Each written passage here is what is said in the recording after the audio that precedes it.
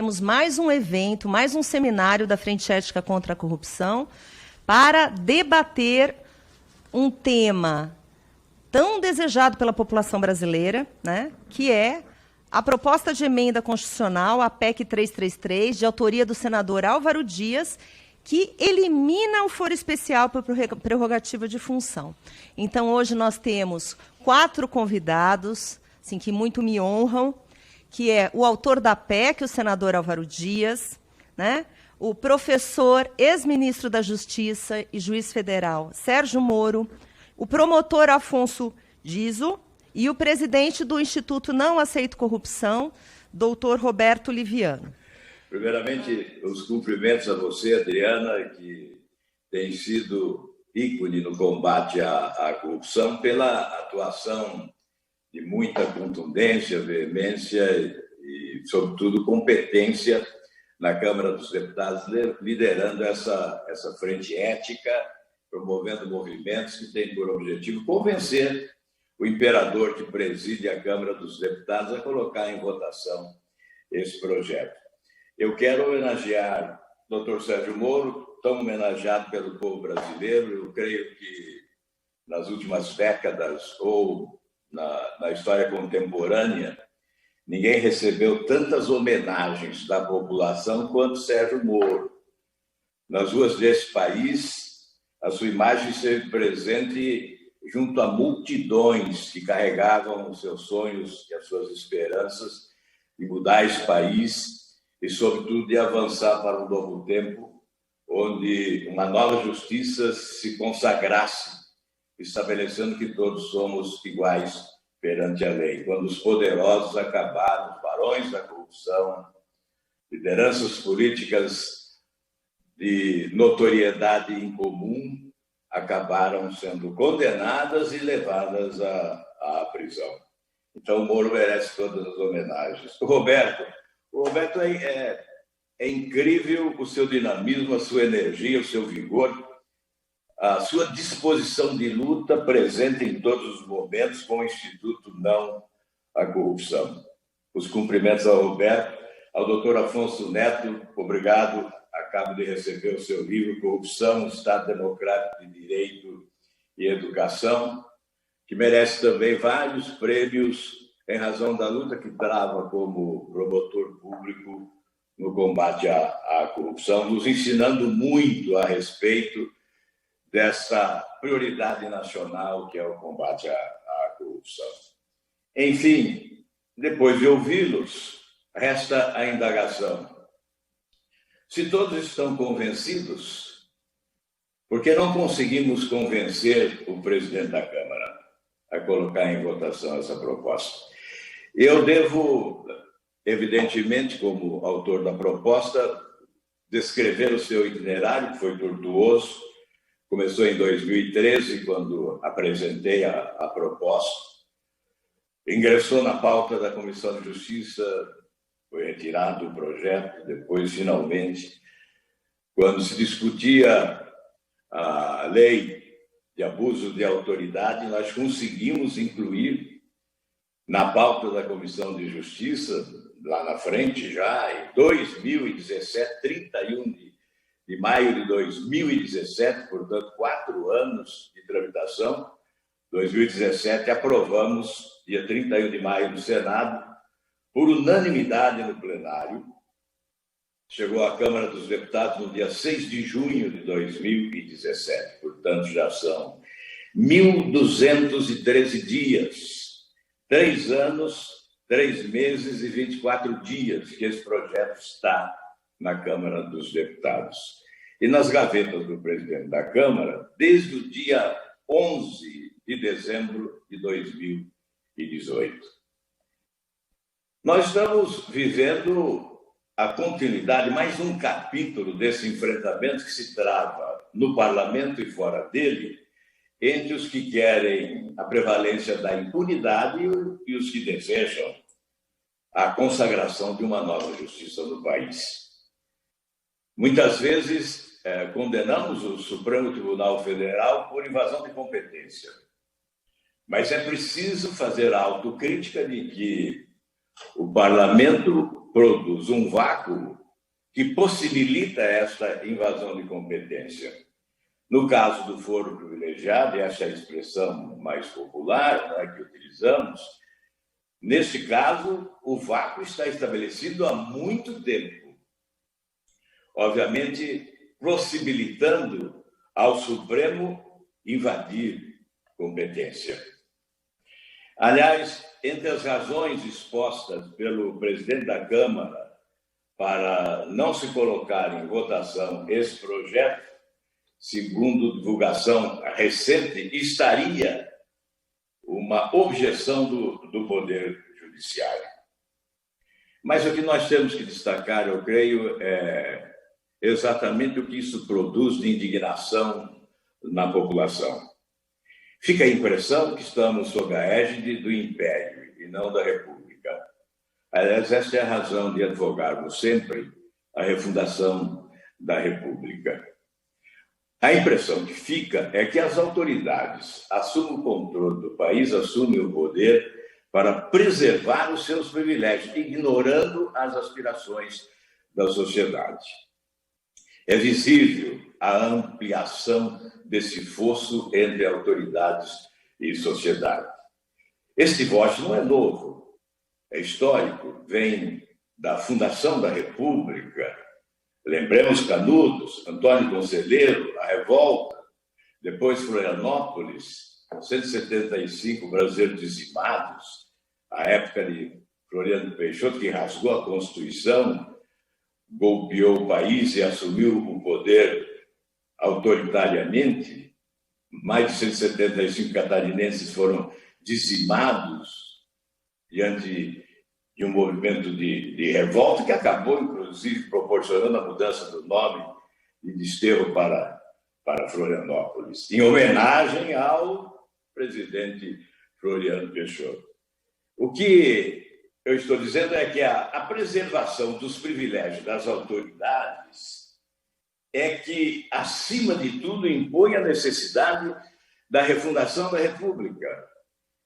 São mais de 5... Aliás, olha, veja que os números nem batem, né? Porque a cada dia ou a cada passo, uma autoridade é guindada a esse pedestal de privilegiados.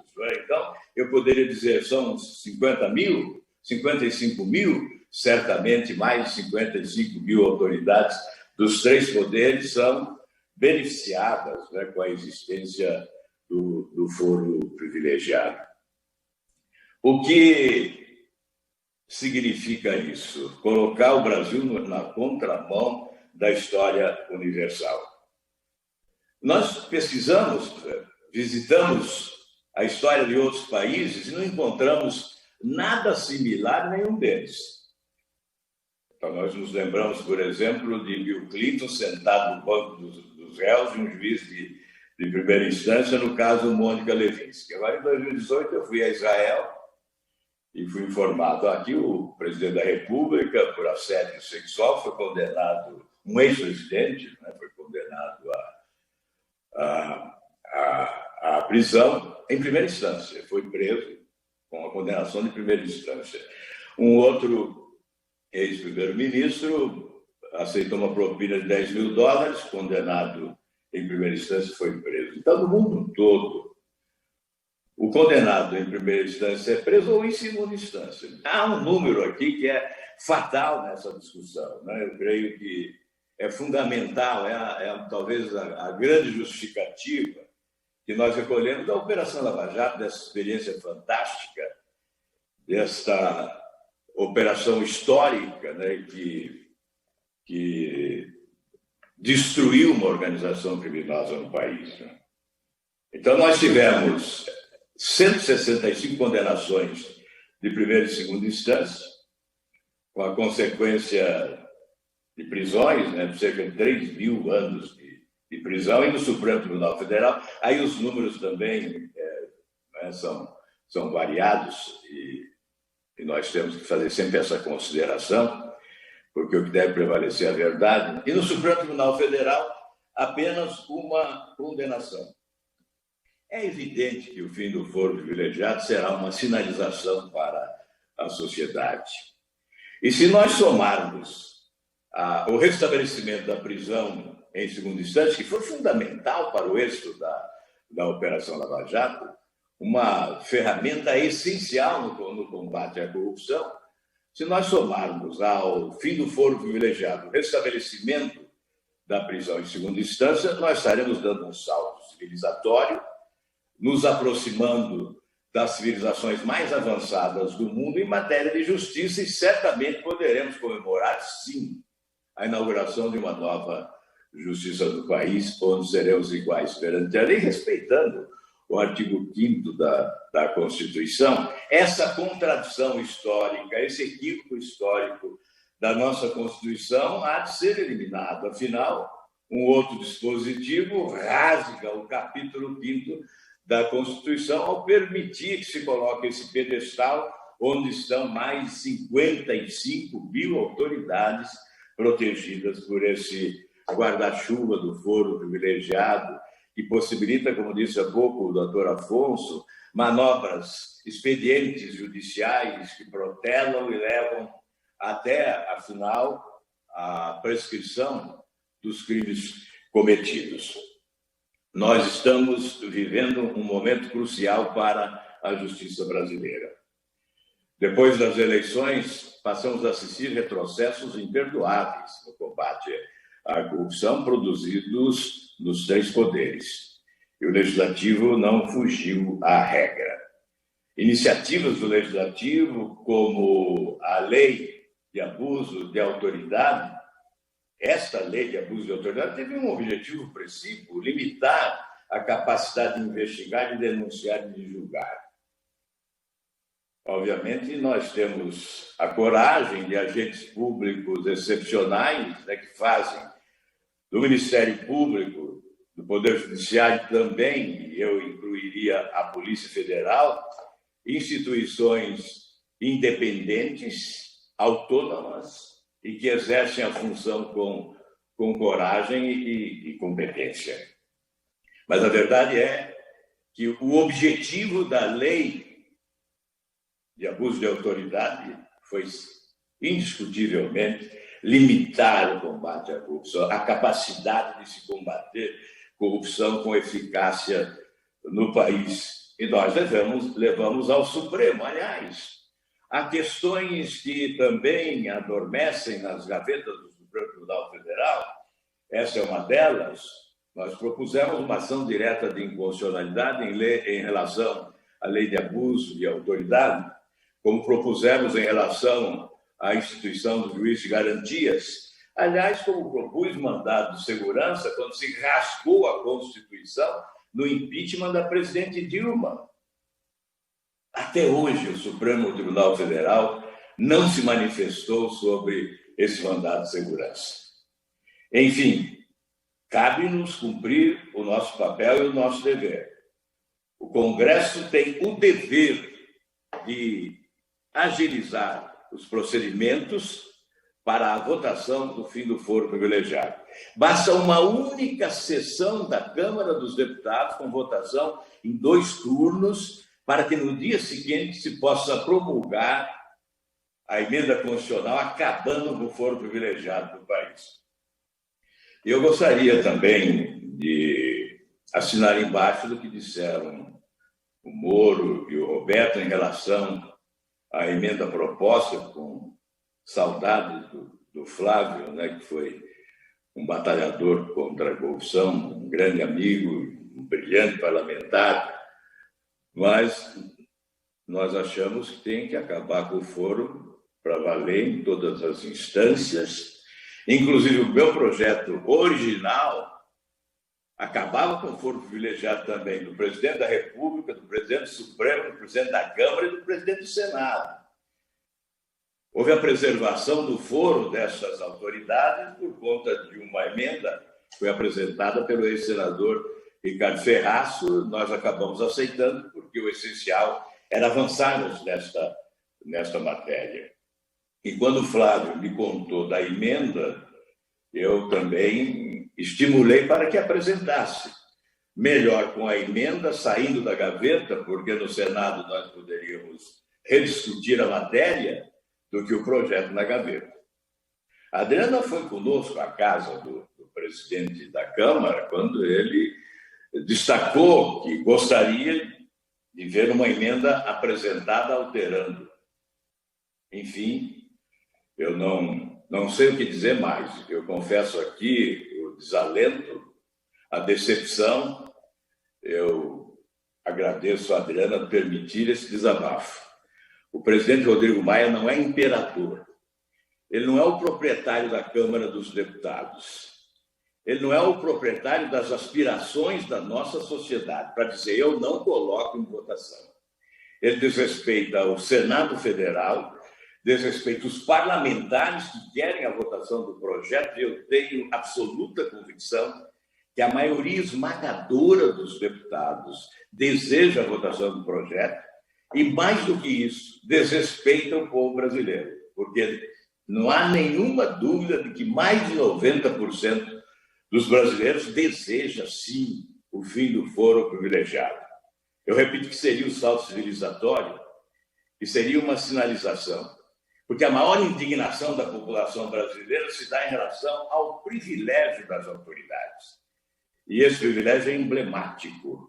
O fim dele, certamente, ressuscitaria esperanças de que nós podemos, sim, caminhar na direção de uma nova justiça nesse país. Eu quero concluir agradecendo esta oportunidade, mas dizendo-se que nesse enfrentamento entre os que desejam a impunidade e os que querem um combate implacável à corrupção, a estratégia tem sido o da protelação das propostas.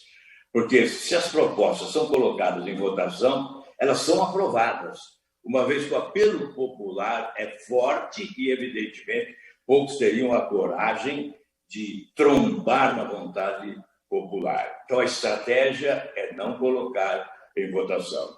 E a nossa estratégia deve ser fazer colocar em votação.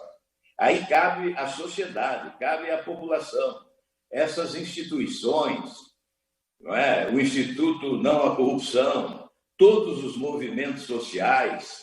É preciso que se exija do presidente da Câmara a deliberação dessa matéria. Democraticamente, respeitamos aqueles que, eventualmente, possam votar contrariamente à matéria, mas não respeitamos a posição do presidente da Câmara, que é de engavetar. O país não gosta de engavetadores.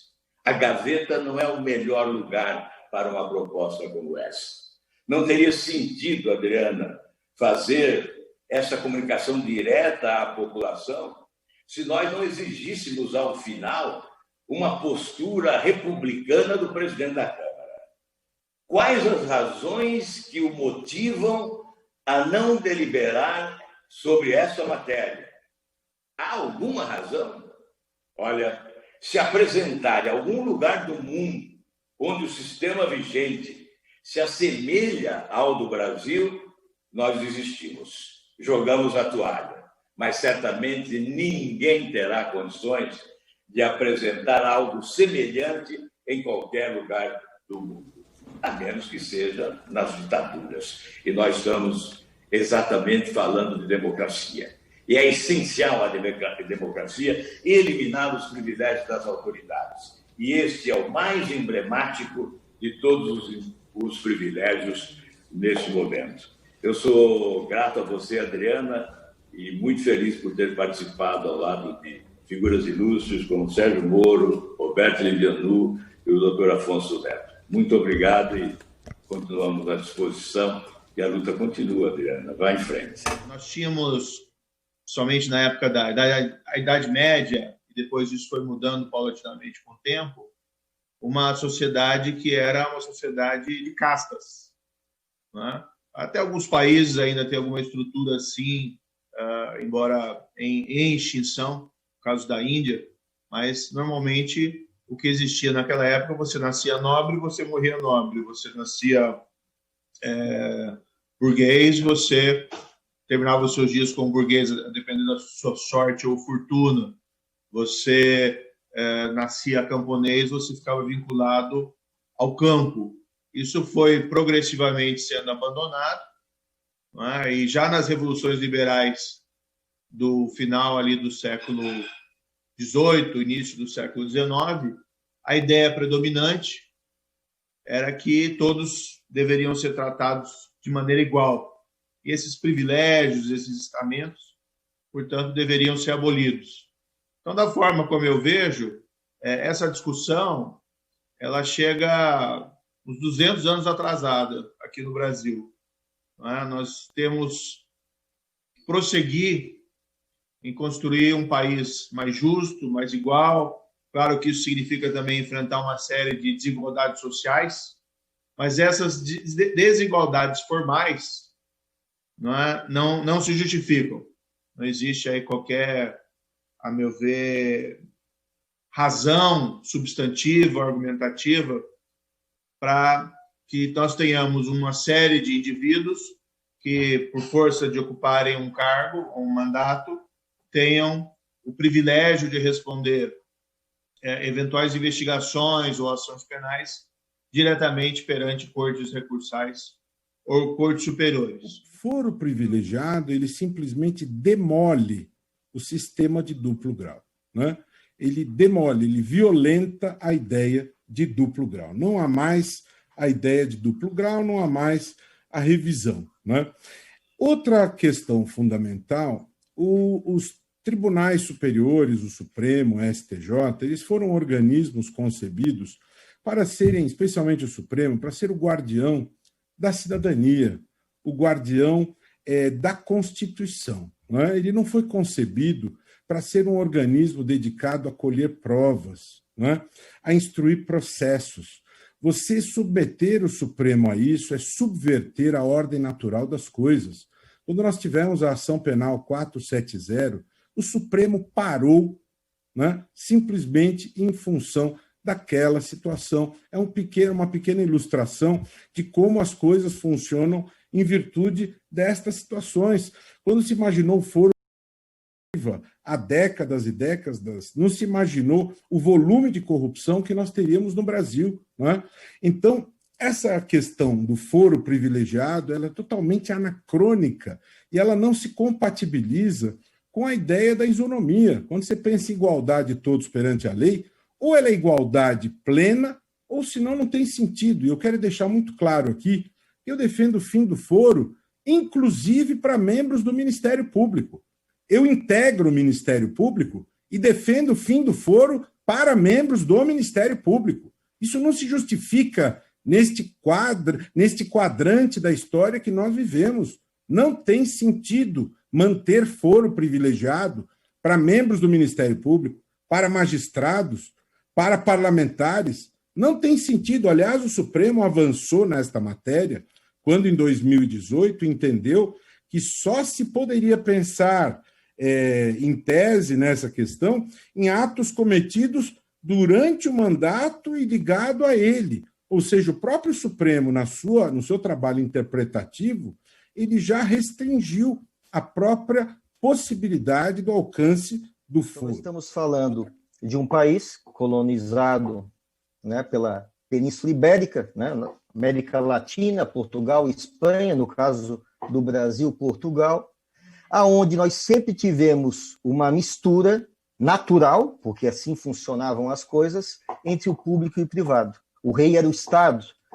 E, diferentemente de outros países que, na Idade Média, acabaram por romper esse domínio do Estado-rei, Portugal e Espanha não. Se você for analisar a questão dos feudos na Idade Média, esses países não tiveram, pelo menos nas características que nós estudamos nas salas de aula, desse rompimento da perda de poder do rei-estado, Portugal e Espanha não sofreram essa carga de romper o poder.